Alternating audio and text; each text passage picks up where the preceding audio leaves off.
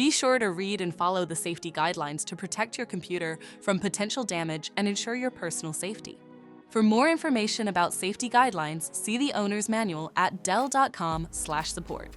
Before you begin, turn off the computer and disconnect all the attached peripherals. Before proceeding, ensure your computer is in service mode. To enter service mode, press and hold the B key on the keyboard and then press the power button. Now, the computer will boot up and the owner tag information is displayed on the screen. Press any key to proceed. The computer will emit 3 short beeps and shut down, indicating it has entered the service mode. Loosen the captive screws holding the base cover in place. Using a plastic scribe, pry the base cover from the palm rest assembly, starting at the top edge and working your way around to release it from all sides. Now, lift the base cover from the palm rest assembly. If your computer is unable to enter service mode, disconnect the battery cable from the system board. Identify the solid-state drive and remove the 2 screws. Lift the drive out of the system and unlatch it.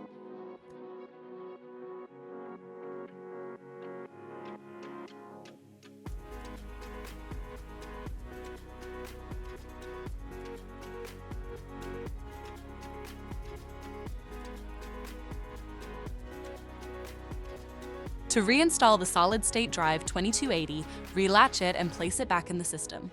Tighten the 2 screws. Secure the base cover with the 8 captive screws.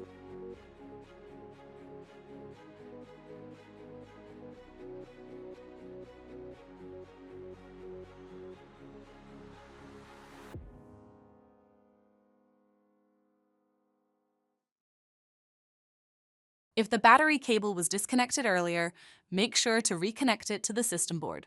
Next, align the base cover with the palm rest assembly and gently place it into position. Tighten all required screws to secure the base cover in place.